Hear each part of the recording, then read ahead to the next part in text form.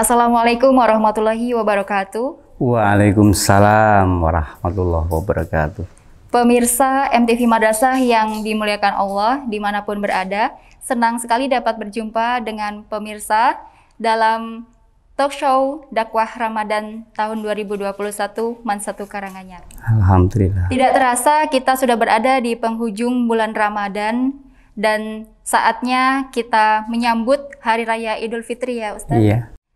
Nah, kita akan membahas apa saja persiapan yang perlu kita lakukan dalam menyambut Hari Raya Idul Fitri bersama narasumber kita yang luar biasa yaitu Bapak Ustadz Supardi, Master Agama.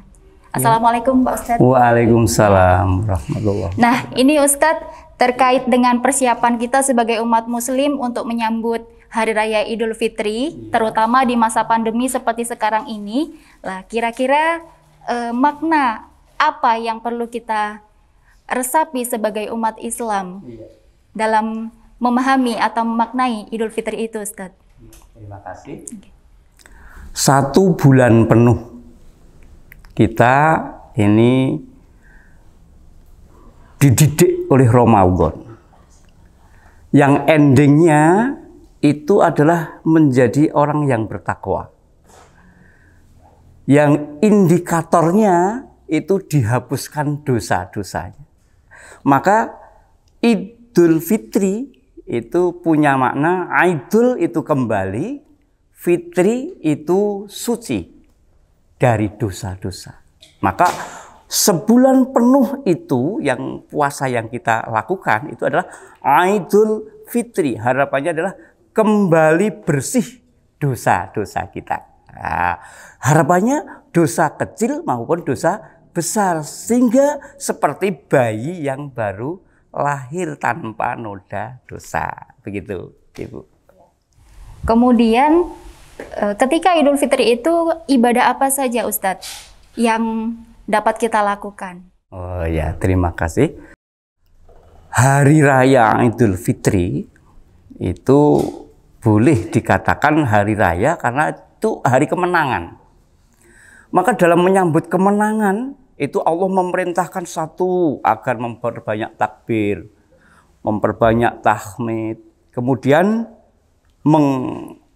puncaknya itu adalah dalam melakukan sholat Idul Fitri. Maka amalan-amalan yang harus dilakukan itu ada amalan yang sifatnya wajib dan amalan yang sunnah. Maka jangan sampai yang wajib ditinggalkan, kemudian mereka melakukan yang sunnah tanpa melakukan yang wajib. Contohnya begini, membayar zakat fitrah.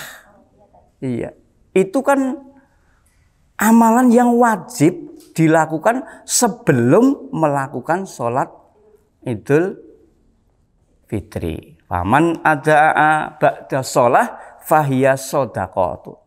Barang siapa yang membayar zakat kok setelah sholat dianggap sedekah, sehingga tidak gugur kewajibannya. Faman ada'a qabla sholah fahiya zakatun makbulun. Kalau zakat itu ditunaikan sebelum melakukan sholat id, maka zakatnya makbul. Artinya apa? Diterima dan menggugurkan kewajiban. Maka wajibnya ditunaikan, baru kita melakukan sunnahnya. Begitu. Berarti zakat itu adalah yang wajib dilakukan atau ditunaikan ya, Tat? Ya, nah, sebelum terkait zakat, sholat. Ya.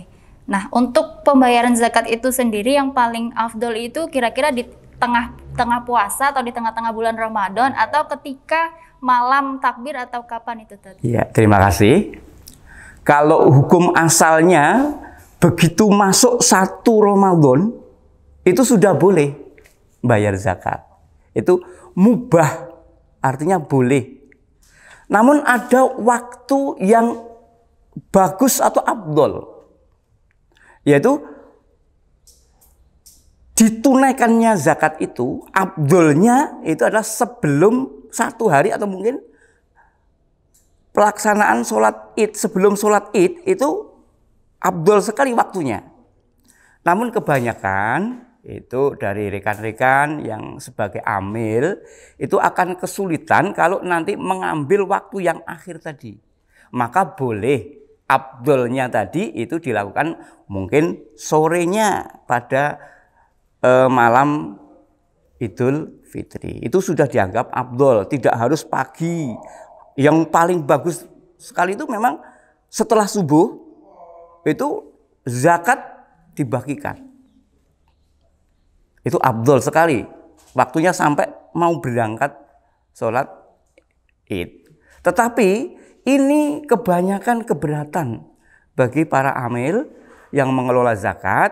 Nah, daripada nanti itu justru akan istilahnya merasa tidak ikhlas ketika menyalurkan itu atau tasarufkan zakatnya tadi, maka boleh diambil pada sore harinya. Itu sudah termasuk afdol, begitu.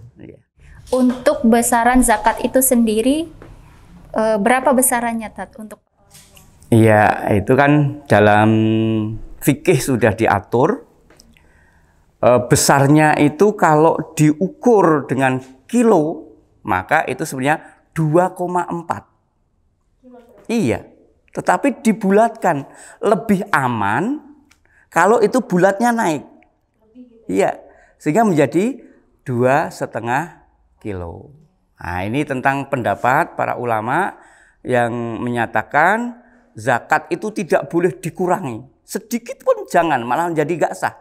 Tapi kalau dilebihkan, itu justru malah bagus. Sehingga boleh kok, umpamanya 2,5 kilo, itu kan ketentuan minimalnya, wajibnya, dijadikan mungkin 5 kilo, 10 kilo, bahkan 1 kuintal pun, satu orang yang mengeluarkan, itu bagus. Daripada kurang dari 2,5 kilo, itu menyebabkan tidak sah zakatnya. Nah, jadi kurang dari ketentuan.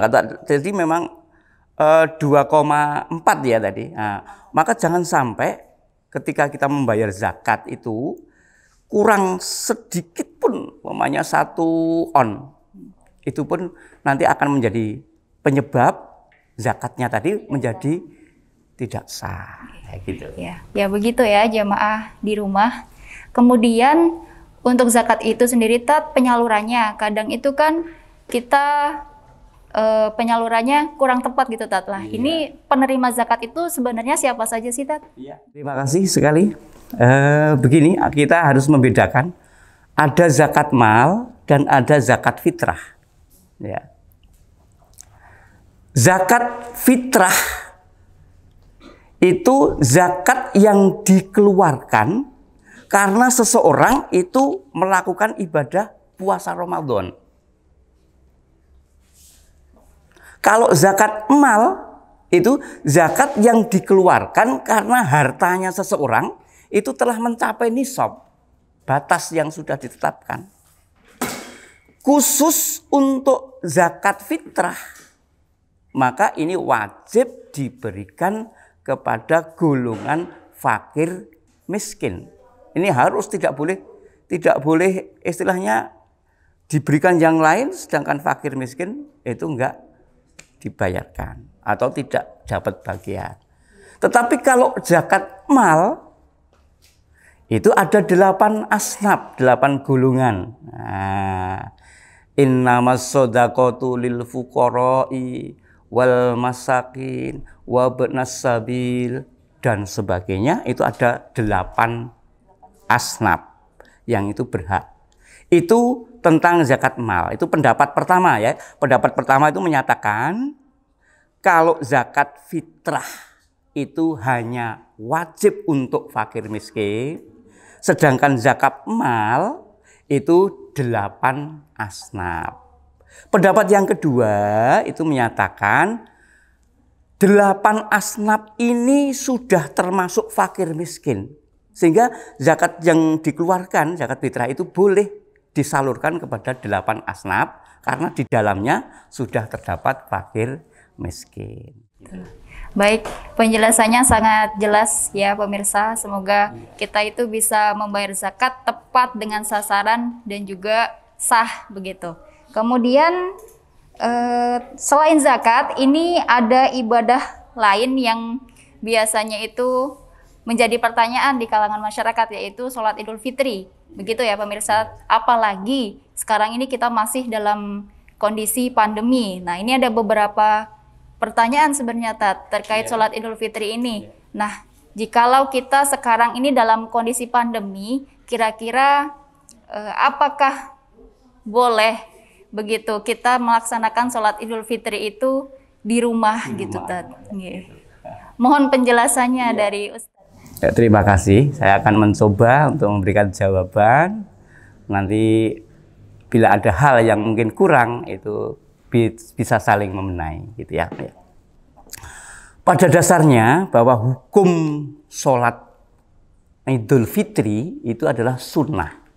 Ada yang berpendapat sunnah biasa, ada yang menyatakan sunnah muakkad. Ya, tapi kebanyakan para ulama menyatakan sunnah muakkad, yaitu amalan yang sangat dianjurkan.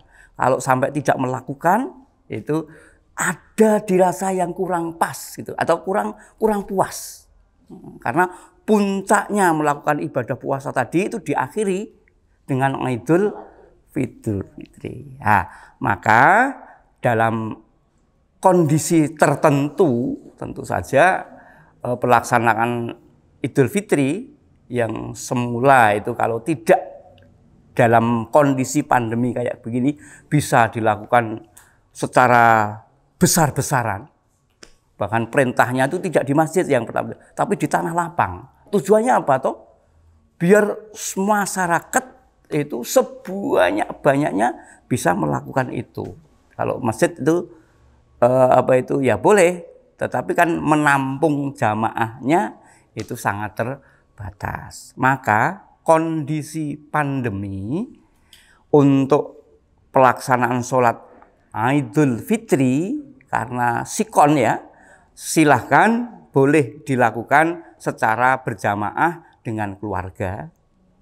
Namun kalau dimungkinkan kondisi itu aman, ya lebih baik bersama-sama di tanah lapang dengan tetap menjaga protokol kesehatan.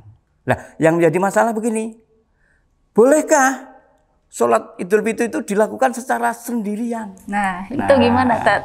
Ini karena mungkin saking takutnya, bahkan mungkin anak kos pamannya mau pulang sudah kena aturan nggak bisa pulang, nggak bisa mudik, mau keluar ikut jamaah yang ada di sekitarnya itu juga takut nanti kena. Iya.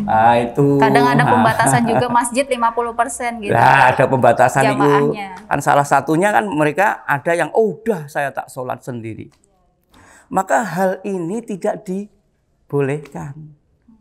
Karena sholat hari raya itu syaratnya satu itu dilakukan berjamaah. Kalau berjamaah tentu saja itu harus ada imamnya, ada makmumnya, ada khotibnya. Maka kalau melakukan sendiri, ya ini tidak terpenuhi syarat-syaratnya sebagai ketentuan dalam melakukan sholat Idul Fitri. Maka bagaimana solusinya? Solusinya kita cari aja keluarga terkecil, paling tidak umpamanya satu keluarga, enggak apa-apa. Itu salah satu bapaknya umpamanya imam, anaknya satu itu khotib, ya, jamaahnya anggota keluarga yang lain. Kalau itu mau terpaksa untuk dilakukan dalam lingkungan keluarga di rumah boleh. Nah, gitu. Berarti selama itu ada imam, khotib, makmumnya gitu ya. Ya. Berarti kalau misal keluarga kecilnya hanya ada ayah ibu dan anak kecil itu bagaimana? Hanya dua. Iya. Umpamanya. Keluarga kecilnya hanya ada ayah, ibu dan anak satu misal. Iya. Sah. Kan sah. Sholat jamaah itu kan minimal 2. Syukur bisa 3. 2 orang ini sah, enggak apa-apa. Iya. Lah nanti gimana? Ya nanti bapaknya biar itu. Iya, tapi ini kok sepertinya mustahil begitu. Ya inginnya pasti ada gabungan. Nah, paling tidak ada tetangga buat gabungan. Nah, gitu. Oke, baik seperti itu ya jamaah dan pemirsa di rumah. Kemudian terkait dengan sunnah-sunnah untuk melakukan sholat Idul Fitri itu apa Tat kira-kira? Iya. Kadang itu di desa, misalnya saya perhatikan itu ada ibu-ibu, misalnya mau berangkat sholat Id, kemudian pakainya perhiasan banyak banget gitu, Tat. Lah kira-kira itu diperbolehkan atau enggak? Nah, ya, terima kasih. Maka akan kami sampaikan sepintas tentang sunnah-sunnah dalam melakukan sholat hari raya, baik berlaku Idul Fitri maupun Idul Adha. Pertama, kita itu disunahkan untuk mandi besar. Ini berlaku laki-laki atau perempuan. Jadi mandi besar itu hukumnya sunnah. Kalau memang bisa dilakukan lebih bagus. Kalau memang itu kondisi sakit, ya jangan dipaksa, enggak usah mandi sunnah. Wudhu aja. Itu yang pertama. Yang kedua, bagi laki-laki itu disunahkan memakai wangi-wangian. Tapi bagi perempuan itu tidak diperkenankan. Iya, ini loh. Kadang-kadang terbalik gitu loh. Yang perempuan itu kalau keluar untuk sholat loh ini, itu wah pakai parfum dan sebagainya, pakai dandannya itu agak begitu, bahkan tadi perhiasannya dipakai dan sebagainya. Maka dalam ajaran Islam ini, ketika kita akan melakukan ibadah, sebaiknya perhiasan sifatnya dunia itu kita jangan dinampakkan, ya dipakai di lain waktu saja. Itu tadi baru sunnah yang kedua. Sunnah yang ketiga itu kita disunahkan untuk bertakbir, bertahmid itu dari rumah ketika berangkat sampai di tempat lapang. Di situ melanjutkan takbir. Tidak boleh melakukan sholat sunat Idul Fitri atau Idul Adha, tidak ada. Sehingga kalau sampai nanti ada, oh dari rumah takbiran, setelah sampai di tempat sholat di tanah lapang sholat sunat, dilihat banyak orang, loh, nah ini berarti belum mengetahui. Maka hal ini ketika di tanah lapang itu cukup kita melanjutkan takbirnya tadi sampai nanti ada khatib, ada naik, itu kita menghentikan atau tidak melakukan, kita cukup mendengarkan khatib dan melanjutkan sholatnya. Kemudian sepulangnya kita lanjutkan. Sunnah yang lain mengambil jalan silang. Kalau berangkatnya itu lewat jalur A, pulangnya lewat jalur B. Ini sunnah. Tapi kalau melakukannya ini tidak pakai jalur silang, apakah boleh? Boleh, tidak apa-apa. Ini tidak mau, hukumnya hanya sunnah aja. Nah, itu diantaranya nanti bisa ditambahkan sunnah-sunnah yang lain. Iya, kemudian ada fenomena seperti ini juga, Tat. Ya. Ketika Idul Fitri itu kadang kita sebagian umat Muslim itu mengkhususkan waktu untuk ziarah saat saat hari raya Idul Fitri. Lah, kemudian itu bagaimana, Tat, tanggapan Ustadz sendiri? Terima kasih. Perintah untuk mendoakan orang tua itu setiap saat. Sehingga kurang pas kalau kita itu mendoakan orang tua, berziarah ke makam itu dalam waktu yang tertentu tadi. Maka kapan kita ada waktu, maka kita diperintahkan untuk mendoakan. Maka ya boleh-boleh saja sebenarnya, tetapi tidak ada aturan di dalam syariat Islam ini yang memerintahkan untuk melakukan ziarah itu dalam waktu yang tertentu. Iya, baik, seperti itu tadi perbincangan kita dengan Bapak Ustadz Supardi, Master Agama. Kemudian semoga apa yang kita dapatkan di dalam majelis ini dapat bermanfaat untuk kita pada umumnya dan juga bisa menjawab atau sebagai solusi dari kegundahan hati kita selama pandemi ini. Seperti itu. Kemudian semoga amalan kita selama bulan puasa Ramadan tahun ini diterima oleh Allah Subhanahu wa taala dan kita diampuni segala dosa. Kemudian sebelum kita mengakhiri perbincangan kali ini, Tat, ada satu pantun dari saya, Tat. Oh, iya. Nah, ini pantunnya ya, Tat. Iya. Ada makanan aromanya daun pandan, tersaji menarik di dalam penampan. Ramadan pergi menyisakan kerinduan.